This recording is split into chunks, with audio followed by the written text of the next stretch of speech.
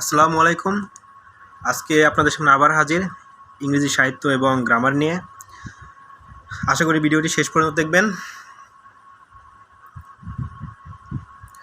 Muslims fast during Ramadan here fast is.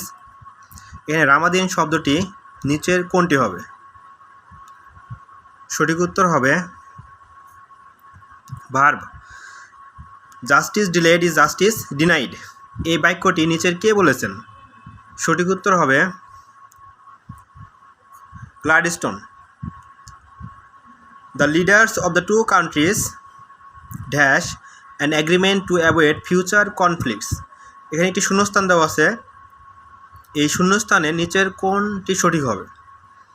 সঠিক উত্তর হবে have recently reached. The leaders of the two countries have recently reached an agreement to avoid future conflicts.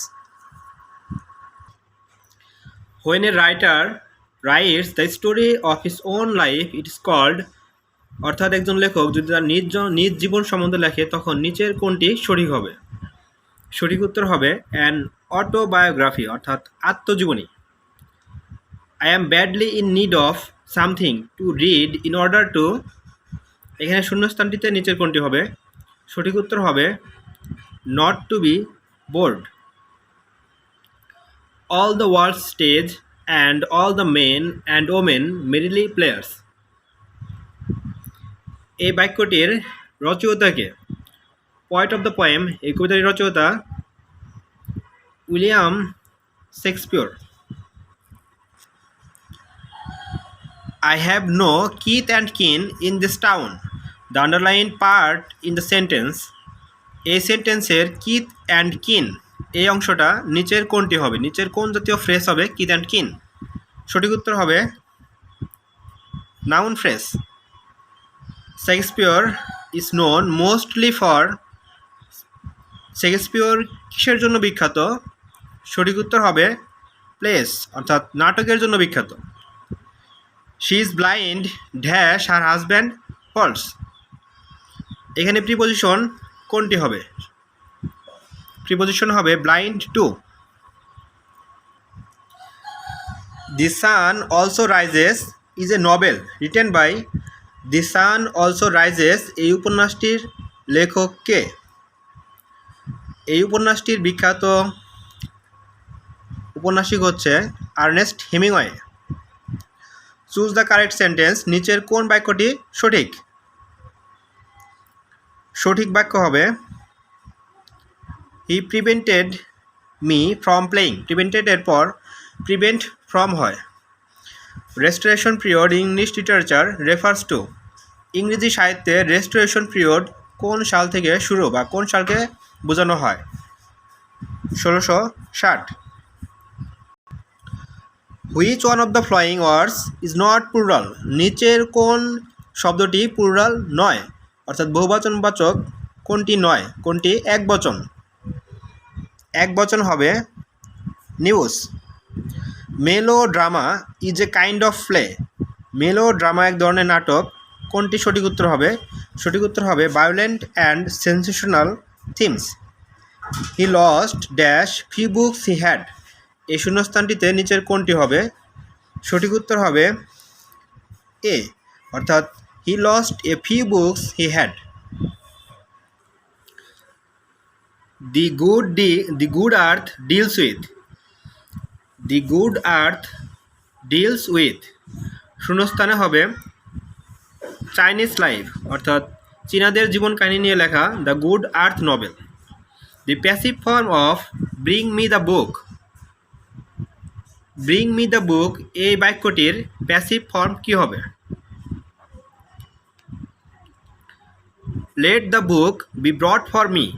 ব্রটের পর for হবে এখানে। Write the type of work time machine by H G. Wells. H G. ওয়েলসের বিখ্যাত কর্ম time machine এটা কোন ধরনের কাজ?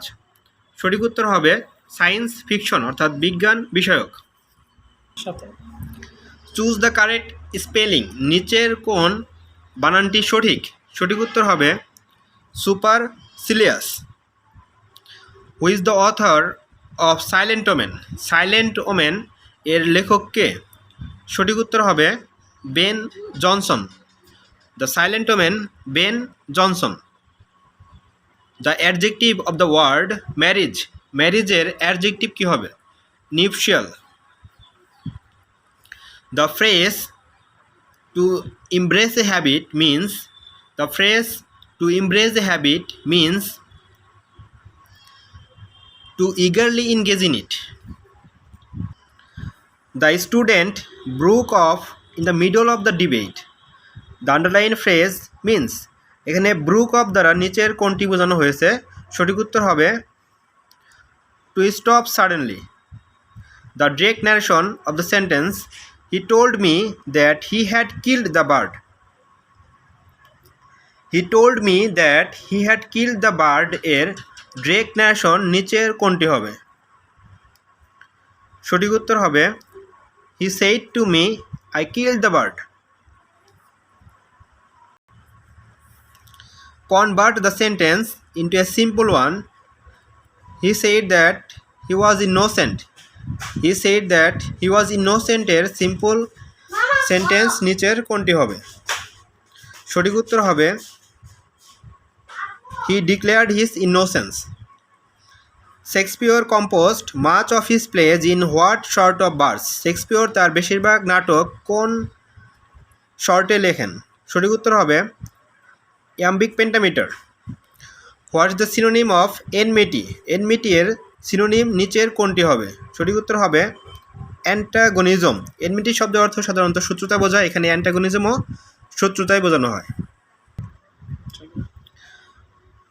What is লাইমরিক? লাইমরিক কি? সঠিক উত্তর হবে a form of light verse. What is the antonym of hybrid?